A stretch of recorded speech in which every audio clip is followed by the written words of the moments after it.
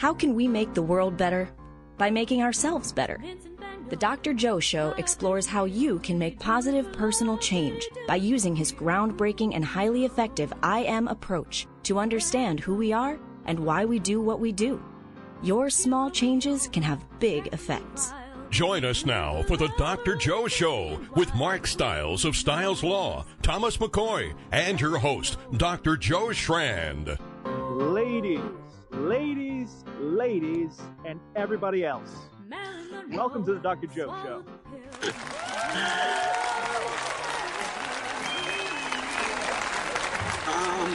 Tom, you get better and better each week. That was lovely. Ladies, and everybody else. That's perfect. How have you been, Tom? What's been going on? You know, things are fun right now, Dr. Joe. I mean, all things considered, what a week. Right now, I'm in rehearsal for Auntie Mame, standing around the parking lot because it is a very nice night. First nice night of the year, dare I say, because it's a cool 60. Yeah, and the 60s we'll get into that, 60s and 70s. It's kind of cool. So how's the show going? It's going well. I mean, I'm not used to this kind of rehearsal process because, first off, I joined in pretty late, relatively, in the production process. It's a space I'm not used to here in Kingston. It's a smaller space, but we're going to make use of it and make it a lot more immersive. More immersive? Yeah. That sounds interesting. Immersive. Well, we can talk about that, but that's actually a wonderful segue because there was a lot of immersive stuff going on over the weekend. And that leads us right into our guest. Could you introduce, we have 3 guests tonight, maybe 4. Tom, if you could introduce our guests for tonight, please. Well, Dr. Joe, I understand tonight we had plans, the Zoom crew that includes Donna Moore. See, Hi. We got Leon Mobley. Leon may come on, we'll see. We got Kenny Pyers. Kenny may come on, we'll see. And we got Maura Mullaney. Maura Mullaney is absolutely here. As well as a friend you met over the weekends, one Stuart Hersh. Stuart Hersh. The booker of our Zoom thing, the reason for the season, Stuart Hersh. Absolutely. Yay. Yeah, so let's Stuart, unmute. Let's hear from you first. Stuart. Yes. Hello. How is everybody? Great. So good to see you. It's great seeing you guys. And thank you all for a wonderful, wonderful weekend at Chiller Theatre Expo. The Zoom reunion was just, I couldn't have asked for better. It was a dream come true for me. Yeah. Wonderful. Well, maybe you can tell people what it was, what is Chiller Theatre, and how did you get into all of this? Okay. Chiller Theatre started a little over 30 years ago in New Jersey, and it's run by a man named Kevin Clemens, and he started it back then as a horror convention. That's why it's called Chiller Theatre Expo. But over the years, he's developed it into pretty much a who's who of television and movies and all of your favorites. So I started off by first getting in around the horror time. I managed Bobby Boris Pickett, who did the song Monster Mash, a Somerville boy. And I brought him there. And when I called up Kevin with him and I said, how would you like to have Bobby Pickett? He said, well, yeah, but we always have Zachary here, John Zachary, who was a DJ, but also a recording artist that did monster novelty records. And he covered Monster Mash, and it got out bigger than Bobby's at first. And then Bobby's came out, and the rest is history. But Kevin said, I want to get the both of them on stage together to sing Monster Mash. And that happened in the first time that I was at Chiller, which was 17 years ago. And when I once approached Zachary, that I was the manager of Bobby Pickett, he said, well, I always tell people that my version of Monster Mash is me doing an imitation of Bobby Boris Pickett, doing an imitation of Boris Karloff.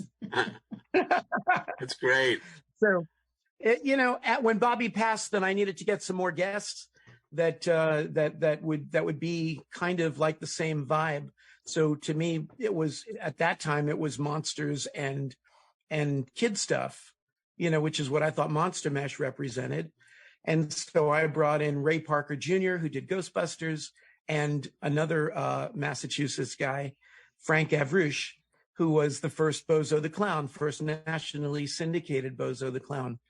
And over the years, I've done reunions, like the Love Boat cast, Perfect Strangers, just a lot of fun times, bringing in people that bring back the good times to people. And that's really what I'm about with this thing.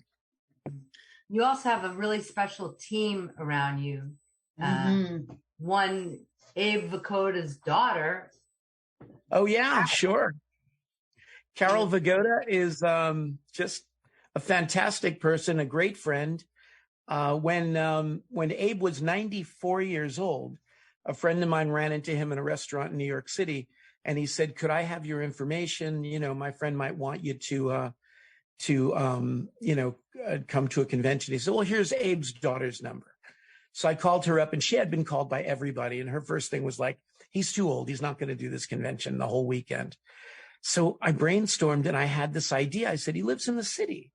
I said, "Let's just send a limo for him, and we'll bring him there. We'll put him into the professional photo room with a couch. He'll sit on the end of the couch, and one by one, everybody sits on the other end of the couch.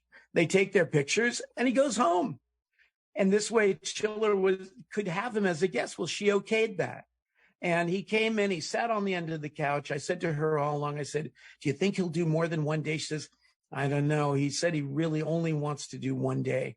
And he sat there, and by the third person that sat down after they left, he looked up and he went, "Next, come in." And he had this all down, and he loved it. And it went by so fast that he turns to Carol and he goes, "This is great. Can we come back tomorrow?" And she goes, "No, because you only wanted to do Saturday."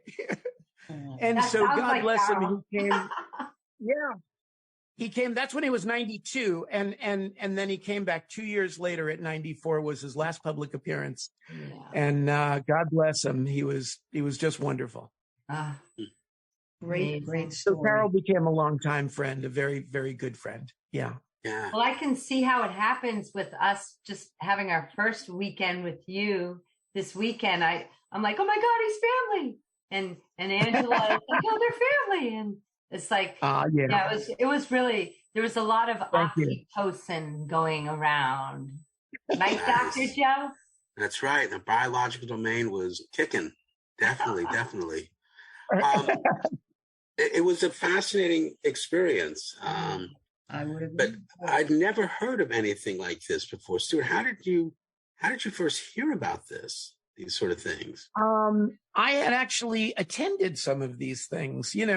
I was one of those guys that came to one of these events going, "Oh, wow, so-and-so is there.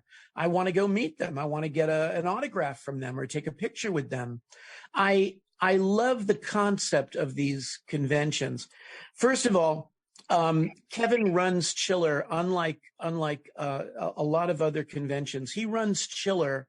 I asked him once, I said, "Why do you do this?" And he said, "Because it brings back the good times to people. It brings back the happy times to people." And that's really the best reason to be doing one of these conventions. The concept of having celebrities at a convention to do autographs and pictures is a great concept. Some celebrities along the way have been like, "Oh, I don't want to sell my autograph." But the bottom line is, rather than bother a celebrity in a restaurant or a men's room, you see them advertised at a convention. They're going to be there. It's systematic. You're going to get your autograph and you're going to get your photo with them, and everybody comes out, good as the result. So it's kind of like you walk in and it's a celebrity flea market. There they are, and you go up to them and you get a chance to meet your heroes. I always tell people it's like having that TV show that you loved, and now you can climb inside the set. Yeah, it was wild. We had one person in particular came up, and we hear a lot of stories from people who did not grow up in the Boston area that told stories of, "Oh, and I begged my mother, move us to Boston so I can be on Zoom." So one in particular I'm thinking of, we kind of said, well, come on, get a picture with us. You're an honorary Zoomer now. You can tell your mom you finally made it. And it was kind of a neat that was thing. So sweet of us. It's, it's kind of a neat thing to be able to do that for people. It really, really is. It's so true. Absolutely. So I just want to let the audience understand what we're talking about here. The Zoom kids were invited by Stuart Hersh to go to basically a nostalgia conference where there were hundreds and hundreds of celebrities. Chiller I myself Theatre Expo. have never considered myself a celebrity. And yet that seemed to be what we were seen as. But there was even more. We were part of these people's childhood, which was remarkable. Absolutely. And Stuart, has that been your experience with as fans in general, with all sorts of? Yeah, it's funny. I brought in, like I said, Frank Avrush, who was the first Bozo the Clown, and this was like Zoom was, Bozo was. There were kids, I could say for myself, I was 5 years old. Bozo was my first friend before I even had probably a real friend in life. It was watching Bozo. There were kids, probably a lot of latchkey kids that were just, that Zoom were their friends.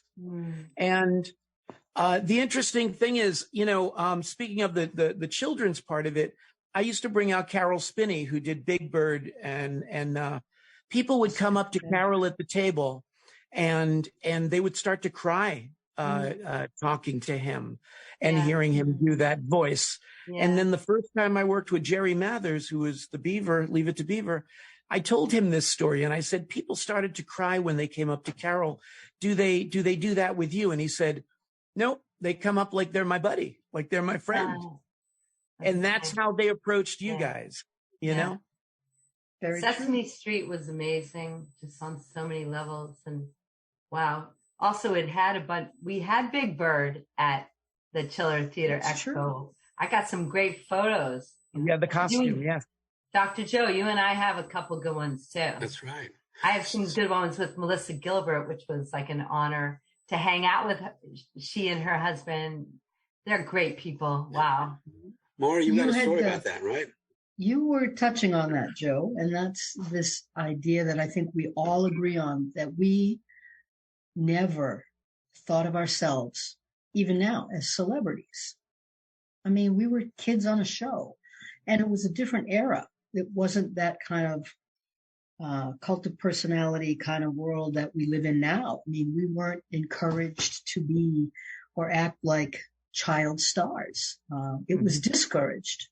So meeting some of the celebrities at this Chiller convention who were starstruck to meet us was just, the only thing I can say is it was mind-blowing. It was absolutely mind-blowing. Yeah. Melissa Gilbert came back like... I'm sorry, if I may, just as a Zoomer, because I went to NYU Drama School and I pursued the arts, and it wasn't like I never got to the place where I was a celebrity, but it was, I don't know, it was just really an honor to meet the people who are, they were just such good people. And it was, it's pretty cool just to see how incredibly human and kind and generous that, celebrities and past celebrities are. So, sorry to interrupt. No. I just, Melissa Gilbert came back like 3-4 times to hang with you guys. She brought her dog over for you guys. Beautiful dog, Chicago. Yeah, yeah. They're amazing. And what did she say? Did she say to you guys that you guys influenced her want to be an actor? Because of this, she got into entertainment.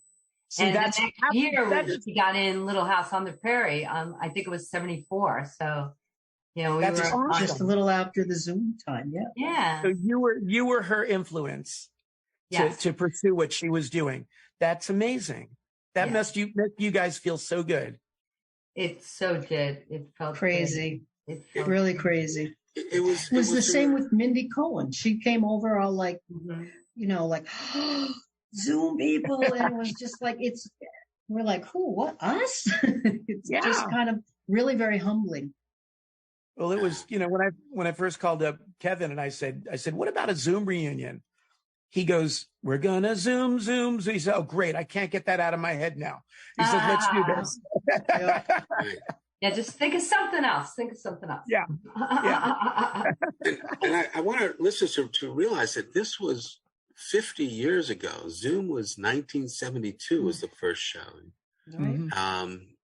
And half a century later, people come up to us and are grateful that we were there for them in their living room every day, just hanging out as friends. And that's part of what Zoom was we were just friends. There was no glitz or glitch or anything like that was like fancy. We were just kids being kids. And it laid this foundation of respect and value and trust. And that's what the Zoom kids were about. We felt very valued. Can I say what was my favorite thing in the weekend if I had to take, and I have so many, we could even play the game of, what do you go around 10 times? Right. But my favorite was the Zoom adults, Zoom kids on Saturday night at 10 o'clock singing the Zoom theme song to a heavy metal band. Tell us about that, Donna. And that was crazy. That's the perfect, that is such a great treatment for the show. If we were ever to find any relevancy now, I want to put out a production of heavy metal production of the theme. That was crazy. I thought it was great. Awesome. Yeah. How about you, Maura? What was your favorite? Oh, I think it'd be hard to top that. That was amazing. But in a general sense, it's kind of what we've already touched on. When people have driven a long way to come and meet us and come up with these just beautiful stories and memories for a show that has not been on in reruns, that are very few clips even on YouTube nowadays. Humbling, heartwarming, what an honor. And I just wanted to make sure, from a personal point, that I was very, that I could actually really connect for a little bit with these folks and give them my attention and really, make it a personalized experience. Yeah, I think we did. Yeah. How about you, Dr. Joe? Oh, sorry. What was your favorite experience, if you had one, if you could just even say one? I think that, there was a moment where this man comes up, his name was Mike, and he's getting teary. He's actually getting teary.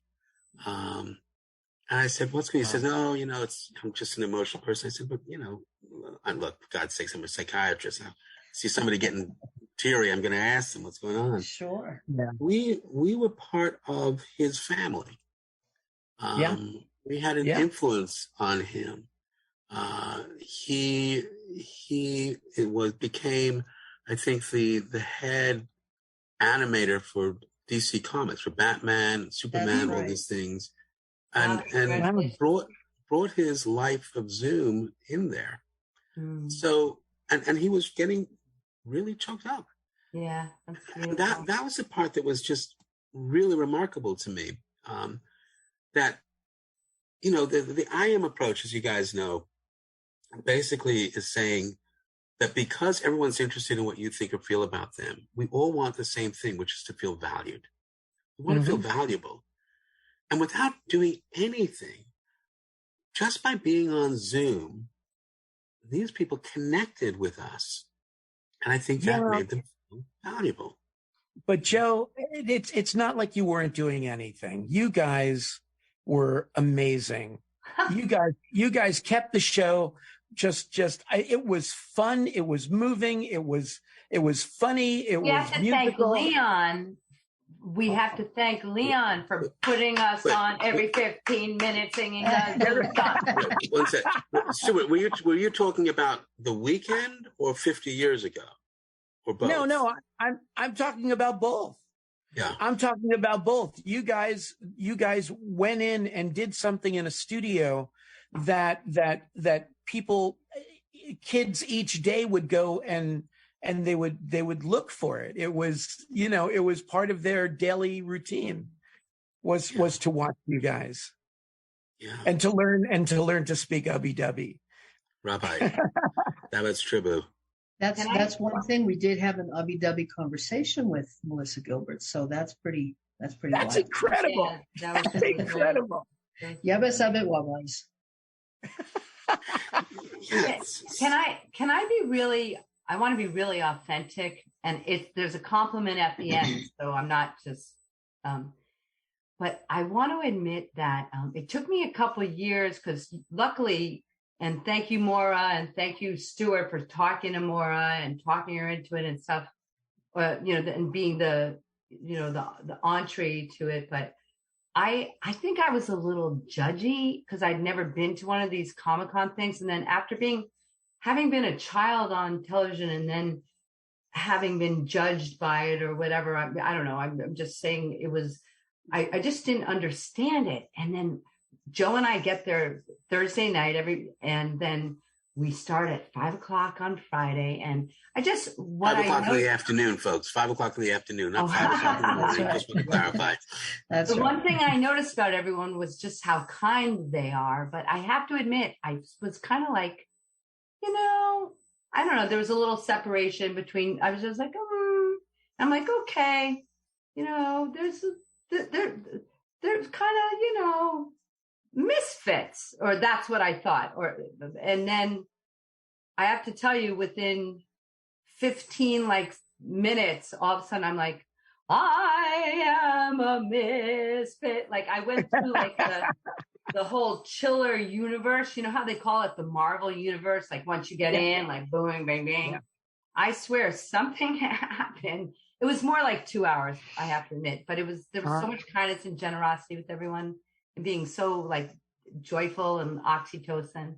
But then something happened where I don't know. And this is right before Melissa Gilbert and then the other people and stuff.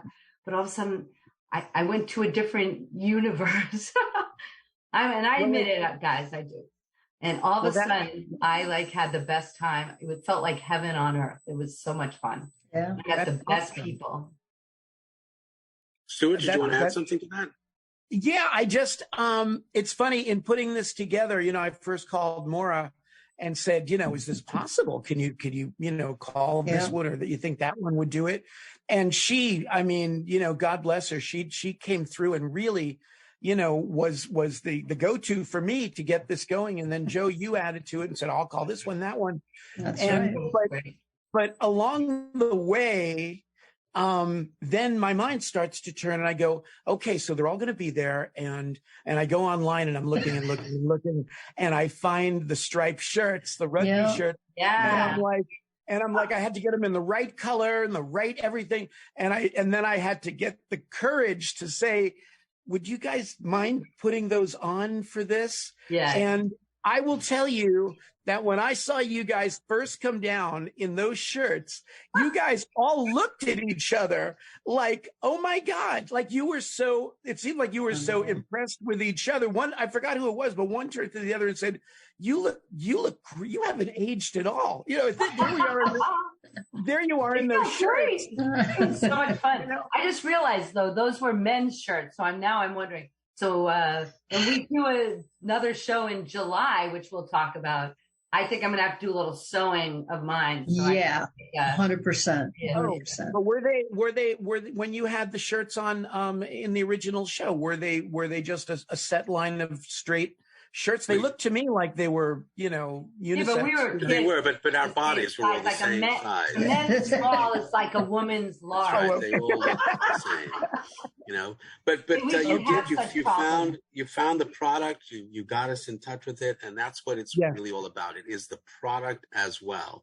Just think about what this means. What is nostalgia? What is the attraction of this? Because it was a remarkable experience. And as my colleagues were saying, it felt like a family. It felt like like a welcoming group of people who all were there just to enjoy memories, no matter what was happening in their world right now. Right. This was a place they could go. It's not about escaping. It's about remembering and reliving. Well, I got the feeling because I had the honor, and I was admitting about like just being judging, not about people, but about the event. So no disrespect at all to anyone, but in meeting, there were people like they have become family after coming for 30 years to the Chiller event, and now they have the little kids have kids, and like it's just this. There was so much like love and respect and kindness and generosity and empathy, which was also like what we had with Zoom, and it didn't matter, like it's just like, just be you kind of thing. And but be kind, be you, and have fun. And I wanted to let our listeners know though that some of these folks must have spent hours getting in their own costumes with their own makeup. Great costumes. I mean, it was amazing. A little girl who looked like, was like Loki, but her dad was one of the people from Star Wars. I mean, they were into it. It's so cool. When I bring a celebrity out to Chiller, I go, well, it's called Chiller. They go, well, what is it like? I go, well, it's really, the people are really, really nice, but they may walk up to you with cat eyes and a hatchet in their head. Right. Okay. Yeah, that was great. And they did. Like the baby on his face or something. Yes. Yeah, the guy with that thing with the eye. Yeah. Oh my God, that was amazing. Yeah, it was truly remarkable. There was someone, if I may. One sec, Donna, hold on. I'm just sure. going to, there's more because she was about to start. Maura? No, I was just going to say, you were touching on what is it about nostalgia. And I think in our particular case with Zoom and people that were young in the 60s and 70s, we were, I've said this many times, I feel very strongly about it. We were the last generation of kids who could really just be innocent and just be kids. And we weren't inundated with technology, and we didn't have video games, and we didn't have, the VCR or cell phones or, smartphones or anything. So in some ways, I think that the nostalgia is for, that longing for that kind of simpler, more innocent time. And maybe there's something in the connections that we made through that show all those years ago that brings people back to that sense of it's okay, and we can still make authentic connections to people, and that simple good parts of life are still there inside all of us. We just have to find how to plug into it. Yeah. Oh yeah. Yeah. I just like many of the people who loved us also loved, some other celebrities, especially like our favorite Walter Brightsky, who was very happy, about getting Mickey Dolenz' signature and, but there's just, it's a generosity of spirit. That's the thing that I loved so much. I was telling Joe, I have to admit, we stopped for dinner and before we drove back to Massachusetts, and I started crying tears of joy, but I was like, I said, I felt seen this weekend. And usually I see people, but I don't always feel seen. And you just sort of go about, make the best of everything, put best situation. But it was like, I don't know, there was something really, quite beautiful and quite, it was just such a great time. It's sort of it's been 4 days since we've gotten back, and it's kind of like, okay, every day you got to downshift a little bit more to like go back into reality, That's true. I imagine that must be what Burning Man is like, which I've never been to, or, something else, or, there's, this is being studied in some ways as well. So an article came out in 2021 in the journal Emotions entitled "Nostalgia Promotes Help Seeking by fostering social connectedness. So what does that really mean? That, again, when you feel that you have a group that you connect with, you can ask them, you can be part of this. This is really an important part of what I think we experienced. It just felt like these people who were strangers to us. You know, one of my phrases, every friend was once a stranger. But they started as strangers. Yes, but in a very short amount of time, there was this commonality. It wasn't that we were being like idolized, like, oh my God, it's Joe. It was that they genuinely liked us. You know what, Joe, in my just being, I'm sorry, go ahead. No, please, you're talking. Oh, please. And just from my point of view, being on the outside of Zoom, I watched Zoom and saw a group of friends. And I think when these people meet you guys, they want to be a friend too. And they are. They want to join and be one of your friends. And that's why they come up that way. And that's why you guys hit them that way. Because they've watched we didn't actually hit anyone, folks. We didn't actually hit them. But everyone we certainly had an impact on them. It almost felt like, I'm sorry.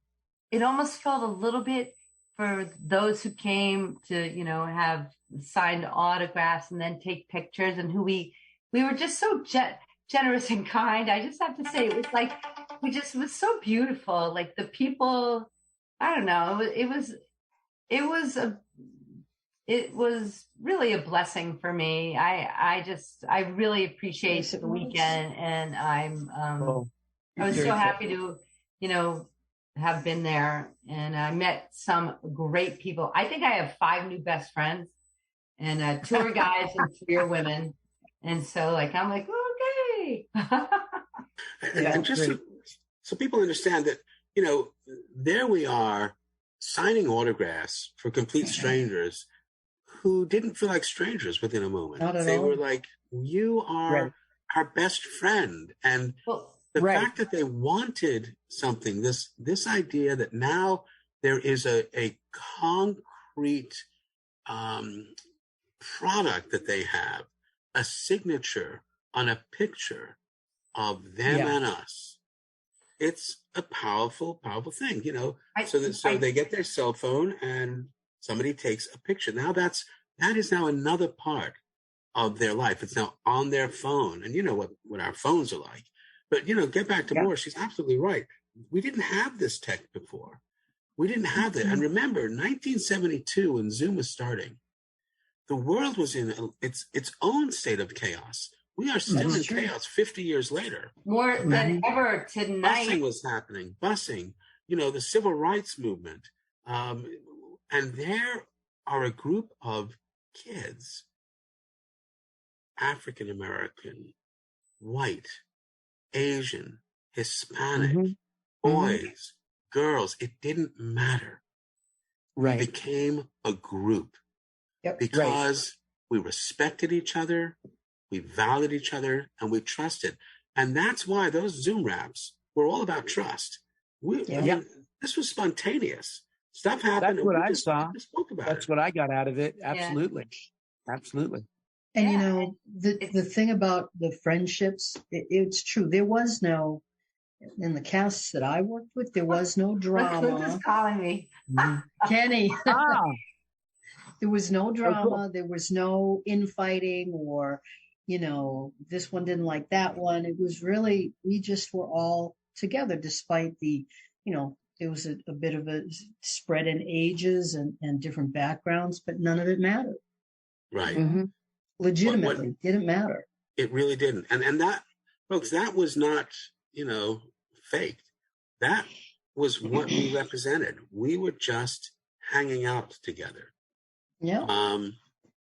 It was a powerful time in my life because my parents were going through divorce. And there was a lot of angst. There was a lot of sadness. There was a lot of anger. And then there was this world of just simple friendship. It was powerful. It was powerful. You know, it's funny when, I'm sorry, go ahead. No, go on. When Hal Roach did the Little Rascals, put the Little Rascals together, Mhm. he said a mother would bring her daughter in and she would do a tap dance, and he'd go, I don't want this. And the next one would come in and audition. And then he said he found himself eating lunch and looking out the window at some kids playing outside. And he said before he knew it, a half hour had gone by. And he said, this is what I want. And he put together a group of kids like that were more real kids. And that's what I think Zoom went on to do. Take that same realness of kids interacting as friends and bring them to the public, to other kids. Yeah, I agree. and that's what we did. Yeah. But, you see me? Kenny, welcome. Yes. Welcome to the Dr. Thank Joe Show. How have you been, Kenny? Pleasure to be here. Pleasure to be here. Can you hear me now? And good, because I can see myself. Yeah, He's speaking Ubby-dubby, everybody. Yeah. Oh, no, Kenny no. See, We've been stop. talking Stop about the that. experience. But, What was Kenny, what was the experience Yeah, like for you? yeah. What was the experience like for you being at But the he's Nostalgia been Conference, through a the lot, Chiller Expo? you know. Yeah, it's okay. But it was, for me, it was a serious roller coaster. But the biggest thing that I got out of it is like, we were just kids, never knew I was a celebrity. That's Right. the biggest thing. Yeah, that's what Maura was saying. And to meet a lot of celebrities. And I, being the crazy person I am, I challenged Larry Holmes and Jerry Cooney to fight me in the Yes, he did. parking lot. Yes, he did. I did until Jerry Cooney stood up. I was like, "Oh, hey, man, I was just kidding. True. No. True story. Then, I was there. No, true story. I'm not. True story. And then he shook my hand, and I was like, "Oh my goodness!" Then he hugged me. I was like, "I can't breathe, man. Let me go. Oh man, this is the most awesome experience in my life." And then the other thing I would tell you is the sky's the limit right now for us. Aw. Yeah, with that in mind, Stuart, do you want to tell people about the next place that the Zoom kids will show up? Yeah, well, it's going to be July 1st, 2nd, and 3rd in Boxborough, Massachusetts, at the Northeast Comic-Con. And it's going to be a really, really incredible Zoom reunion because we're going to have a couple of extra people in there adding on to the fun. And Joe, do you want to? No, go ahead, Stuart. Who do you know of so far? Some very popular. Stuart, you are our Zoomers. manager right now. So who do you know so far is coming in? Well, you guys are coming in, correct? Yep. We will be there. No, Okay. I'm not coming. I'm Five of sorry. I us. don't like We're very glad Kenny's not coming. This Five is his of sense us. of humor. It doesn't work on the air. It's only Go 40 ahead. years for me. Go It's ahead, only Stuart. 40 I years for have me. I heard can't do coming. it. Okay. I And have heard rumors to it. the rumor seems to be true. Joe validated this with me. And So did I. whenever I say Zoom to people, they go, "Oh, is Bernadette going to be there? Exactly. The girl that does the arms?" And Yes, so incredible. Joe arm confirmed- thing. Yes, Mhm. she's the most Joe has popular. confirmed that Bernadette Zoomer. will be there. And Mhm. Kenny She's also a healer also spoke. and will be so nice to people. Like she's just going to be such an added benefit of the whole I kind of can't love do that thing. I'm going to break my arms if I do what she did, during the show. So I don't want to do that. It's not going to be a good look. There So was a lot of Bernadette should be You're there. gonna Who love to else, meet Stuart? her. And Who else should be another there? beautiful Zoomer who is so popular and so adorable and still is. Nancy will be there too. Yes. Mm-hmm. Yes, I talked to Nancy. We had a good conversation earlier today. I said, hey, and I told her about what we just did. And Yeah. she said, okay. She said, let me talk to my husband. Her husband was like excited. I said, okay, we need to do this thing in July. So Excellent. Yes, So Nancy's going to yeah, be so there. we're going to have what we had this time.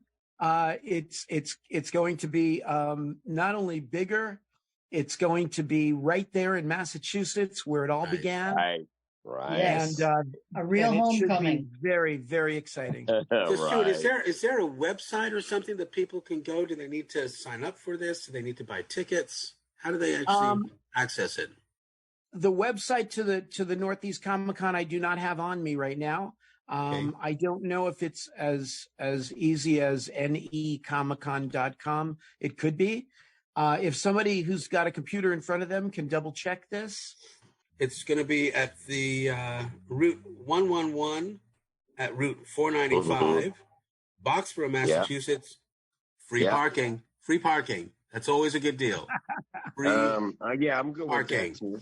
Yeah, And they're going to be comics, comic art, antique and collectibles, toys, Hot Wheels, vinyl records, all sorts of things, including the kids from Zoom. Collectibles extravaganza. Collectible First extravaganza. through third.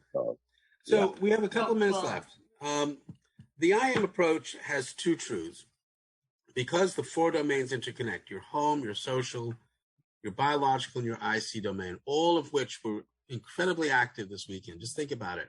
We were in people's homes 50 years ago. They come together in the social domain. 40, the Hilton Parsippany Hotel. They have an IC domain where they are feeling something, they feel connected, which affects, as Donna said, their brain and release oxytocin. Small changes can have big effects. I'm just going to ask Stuart this, who is our sort of guru in nostalgia. What small change can you recommend to people so that they can access nostalgia in themselves? I guess just to conjure up those great memories of what made it fun for you, along the way when you were younger. And don't let go of those things. I myself, I'm the same kid I was when I was a kid. You have those elements in you, and we are too. And never. To my own advice is just never let that part of you go. Yes, always keep that fun side of you, and always keep that wonder and that curiosity and everything that goes with what you grew up as. Don't ever let that innocence go. Yes, sir. You hit it right. Donna, you have something you want to add to that? Yeah, I do. I have to say, adding on to what Stuart said, is when you meet people who are modeling that, they're exempling that, they're being like, you meet the best people with the great hearts and just beautiful, exactly. Square footage. They're just amazing. It's it just gives, at least I'll speak for myself, it always helps me, which maybe also falls into your I Am, Dr. Joe, but by being that, we are an example of it for others, and they are an example for us. Keep that in. So can I add something? Keep doing our best. Keep moving forward. Don't give up. Be unstoppable. Whatever makes you be happy. Love as much as you can the people you love. Just don't give up. Can I add one thing? Yeah, to that? I'm done on my rant. I did, and I'm not speaking for everybody, but I'm just saying, I never thought about myself as a celebrity until this weekend, but it's still no. And thank you. Maura, go ahead. Yes. I guess the small change would be to not be afraid to let that innocent side out. Right. Don't be afraid of it, because even though we have all, aged over time, all of that stuff is still inside. And I think it's really important to just allow that to be, whether that's your inner child or whatever you want to call it. But it's all of what Stuart said. Don't ever give up that inquisitive, fun-loving side, no matter where life takes you. Larry, thanks for tonight. Folks, we'll see you next week on the Dr. Joe Show. Oh, sorry guys. I didn't mean to.